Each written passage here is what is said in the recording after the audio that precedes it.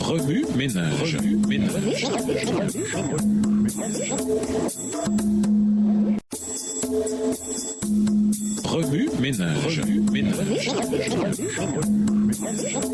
Bienvenue dans votre émission Remue-ménage. Nous allons à la leçon 3, le sabbat. Lisons Isaïe 58, les versets 1 à 14. Isaïe 58, les versets 1 à 14. Crie à plein gosier, ne te retiens pas. Élève ta voix comme une trompette et annonce à mon peuple ses iniquités, à la maison de Jacob ses péchés. Tous les jours, ils me cherchent, ils veulent connaître mes voies, comme une nation qui aurait pratiqué la justice et n'aurait pas abandonné la loi de son Dieu. Ils me demandent des arrêts de justice. Ils désirent l'approche de Dieu.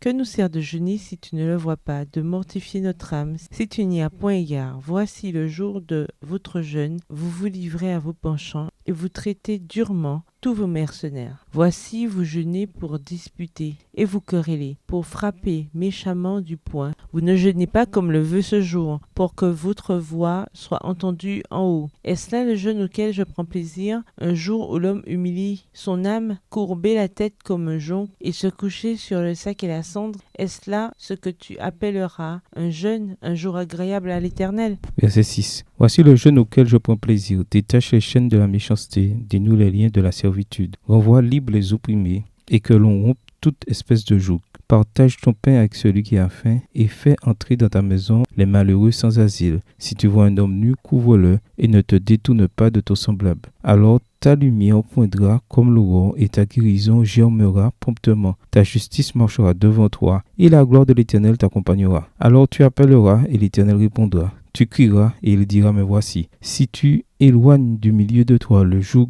les gestes menaçants et les discours injurieux, si tu donnes ta propre subsistance à celui qui a faim, si tu rassasies l'âme indigente, ta lumière se lèvera sur l'obscurité et les ténèbres seront comme le midi. Verset 11. L'Éternel sera toujours ton guide, il rassasiera ton âme dans les lieux arides et il redonnera de la vigueur à tes membres. Tu seras comme un jardin arrosé, comme une source dont les eaux ne tarissent pas. Les tiens rebâtiront sur d'anciennes ruines, tu relèveras des fondements antiques. On t'appellera réparateur des brèches, celui qui restaure les chemins, qui rend le pays habitable. Tu retiens ton pied pendant le sabbat pour ne pas faire ta volonté en mon séjour, si tu fais du sabbat tes délits, pour sanctifier l'Éternel en le glorifiant, si tu l'honores en ne suivant point tes voies, en ne te livrant pas à tes penchants et à de vains discours, alors tu mettras ton plaisir en l'Éternel, et je te ferai monter sur les hauteurs du pays. Je te ferai jouir de l'héritage de Jacob ton père, car la bouche de l'Éternel a parlé. Introduire le temps du rassemblement. Dans les années qui suivirent la grande déception, le mouvement qui avait été si uni se scinda en diverses factions, créant un besoin pour les croyants d'être à nouveau rassemblés.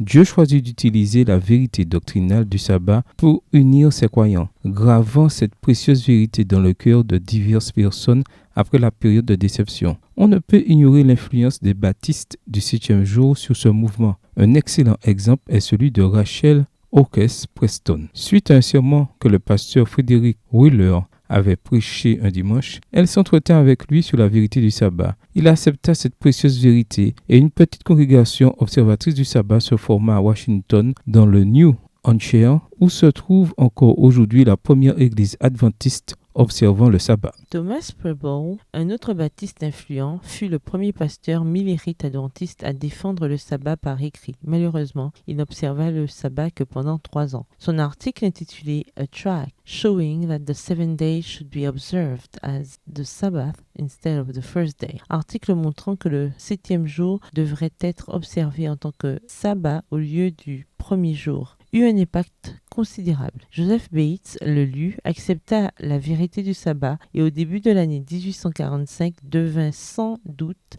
le plus ardent défenseur du sabbat du 7e jour. Bates rédigea sa propre brochure sur le sabbat qui convainquit aussi James et Ellen White d'observer le sabbat. L'article de Thomas Preble parvint également à Lewis B. Stowell à Paris Hill dans le Maine. Ce dernier le mit de côté, mais sa fille Marion, âgée de 15 ans, le lut et fut convaincue de l'observation du sabbat. Elle le partagea avec son frère Lewis et plus tard avec J.N. Andrews, qui avait aussi 15 ans. Les deux jeunes hommes acceptèrent les enseignements que Marion leur avait partagés. Les origines de l'observation du sabbat au sein du mouvement adventiste sont humbles et dispersées, certes, mais c'est peut-être ce qui leur confère le plus de force. Dieu a utilisé des personnes d'origine, de situation géographique et d'âge très différents pour mettre en lumière une vérité vitale, une vérité qui a défini le mouvement et qui s'est depuis répandue aux quatre coins du monde.